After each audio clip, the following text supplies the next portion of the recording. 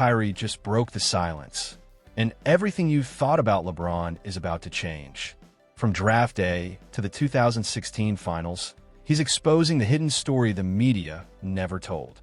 Somebody said if you don't like playing with LeBron, you wouldn't like playing with Kobe. Bro, you guys got to stop these narratives, man. It's not that I didn't like playing with Bron, you guys. And you know I don't want to go into detail about it. Some of y'all comments just be so asinine. Bro, you know, like when I was in Cleveland and I was a young player, I had no idea Bron was going to come back. Kyrie Irving just broke the silence, and the basketball world is losing it. He said, "When I'm done playing, you guys will hear the real story." He wasn't throwing shade. He was hinting at a reveal that could turn the whole LeBron narrative upside down. This is the same Kyrie who hit the shot that saved LeBron's legacy, and now he's teasing that the real story behind it has been hidden all along.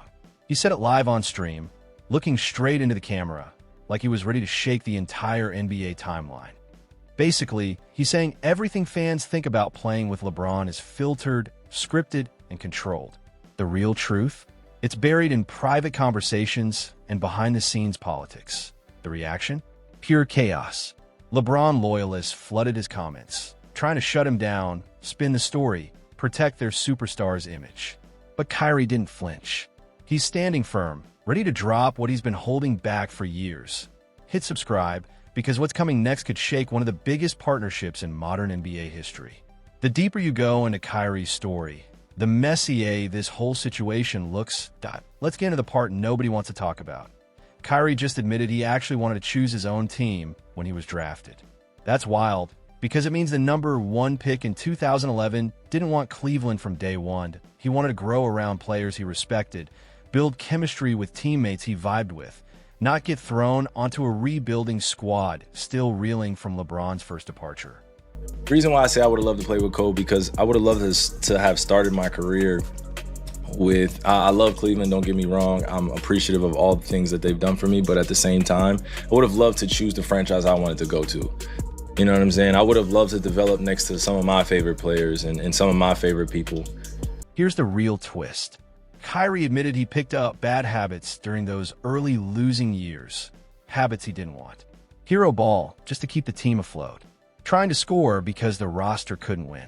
He was just starting to clean it up, learning how to run a team the right way, ready to become a true floor general. Then LeBron came back. Boom. Storyline flipped, growth interrupted, trajectory changed, and that moment set the stage for everything that followed. Think about the timing. LeBron returns to Cleveland in 2014, right as Kyrie hits year 4. The exact moment a young guard usually takes the leap into superstardom. Instead of leading, Kyrie suddenly gets shoved into a supporting role on a team that instantly becomes LeBron's show. That hits differently when you're finally finding your groove. Kyrie even said something most people slept on. Playing with somebody like LeBron, it's a different animal. It's a different journey. That wasn't flattery, it was a warning. Being on LeBron's team doesn't just raise expectations, it twists them. You're expected to be elite, not because you earn it on your own, but because you're riding shotgun in the league's brightest spotlight. And that's where things got messy. LeBron didn't return to Cleveland just for a hometown fairy tale. He needed Kyrie's skills to rebuild his legacy after Miami. The problem? Kyrie's growth became collateral damage, and nobody realized how deep the story went. Make sure you subscribe, because from here, it gets way darker. Kyrie also hinted at something that flips the whole LeBron narrative. The difference between Miami LeBron and Cleveland LeBron. Think back. First Cleveland LeBron, wild reactions, shaky composure, emotional outbursts. Talented, sure, but not yet the polished leader the league would soon see. And that difference? It explains everything that followed between Kyrie and LeBron. You guys make it about one player, it is kind of just weird. You know what I'm saying? Like, it's not just one player that you have to promote. Like, we had like solid players on our team. When you're playing with somebody like Bron or somebody that you guys like to compare him to, it's a different animal. It's a different journey. You know what I'm saying? Like, you're automatically expected to be at the top of the charts, the top of the league. You know, every time you play with Bron, it's going to be a lot of media attention. It's going to be a lot of back and forth of narratives. It's going to be about a lot of spun narratives. It's going to be a lot of politics. It's going to be a lot of shit that a lot of people don't see in front of the camera. And for me, I was just a young person trying to figure it out. You know what I mean? It's not that I disliked playing with Bron at any time. Then LeBron hit Miami, and everything changed. Pat Riley rewired him. Discipline, accountability, consistency. He learned how to prepare, focus, and manage pressure without losing it. This was the most controlled LeBron we've ever seen. No chaos, no meltdowns, just locked-in performance.